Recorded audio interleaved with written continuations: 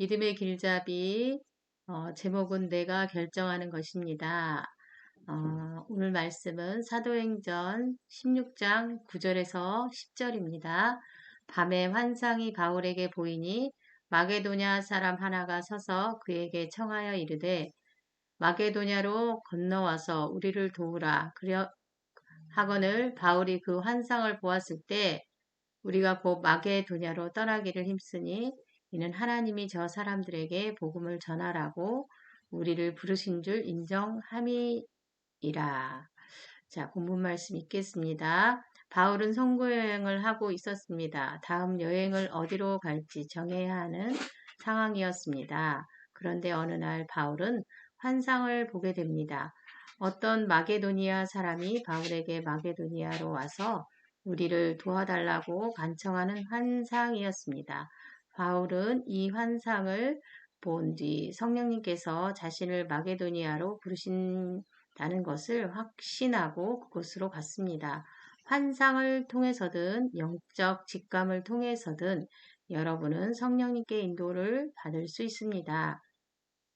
그러나 그 인도를 받고 행동하는 것은 여러분의 몫입니다. 자동차 운전대를 내가 잡고 있는 거라고 배웠지요. 여러분 인생의 운전대는 여러분이 잡고 있습니다. 성령님께서는 앞에 앉아서 여러 가지를 가르쳐 주시고 돕는 역할을 하십니다. 바울은 성령님께 마게도니아로 가라는 인도를 받았고 그 인도대로 짐을 꾸려서 마게도니아로 출발한 것은 바울의 결정이었습니다. 인도를 받았다고 저절로 그 일이 지길 앉아서 기다리고만 있으면 아무 일도 일어나지 않습니다. 인도받은 대로 일어나서 움직여야 합니다. 성령님의 음성을 무시하지 마십시오. 음성을 들었다면 즉시 그대로 행동하세요. 할렐루야.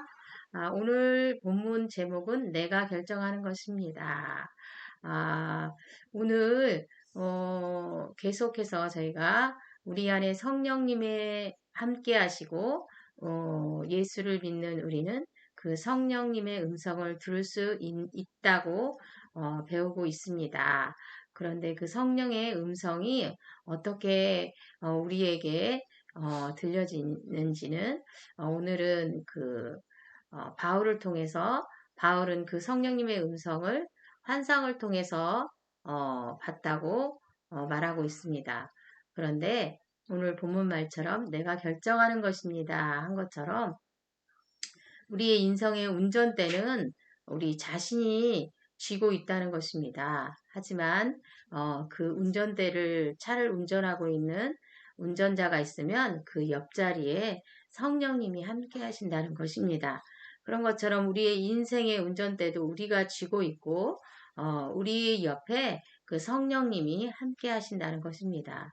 그래서 바울에게 환상을 통해서 마게도냐로 가라고 마게도냐를 보여주시고 선교 여행을 하고 있었을 때 어디로 갈지 정하지 못하고 있을 때 하나님께서 그런 정해야 될 상황에 마게도니아를 환상으로 보여주고 바울이 성령님께서 환상을 통해서 말씀해 주셨을 때 바울이 그것을 선택하고 성령님이 음성에 귀 기울이고 그 성령님이 말씀하신 대로 마게도니아를 결정해서 선택함으로 마게도니아로 가게 됩니다. 그런 것처럼 우리에게 그 성령님이 항상 내주하셔서 우리에게 환상을 통해서 꿈을 통해서 또 어떤 때는 음성을 통해서 또 직감을 통해서 여러 가지 또 사람을 통해서 말씀을 통해서 여러 가지 방법으로 성령님이 말씀해 주시지만 여러 가지 통로를 통해서 말씀해 주시지만 결정과 선택은 내가 해야 된다는 것입니다.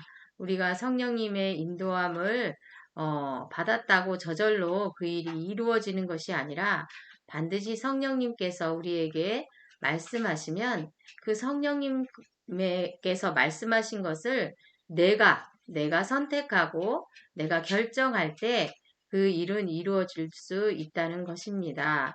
그래서 내 인생의 경로는 하나님께서 이미 계획해 놓으시고 성령님을 통해서 인도하시지만 그 길을 가는 것은 내가 그 길을 선택해 나갈 때에 그 길이 하나님의 축복과 그 경로가 그 인도하신 대로 우리가 선택함으로 축복과 은혜를 누릴 수 있다는 것입니다.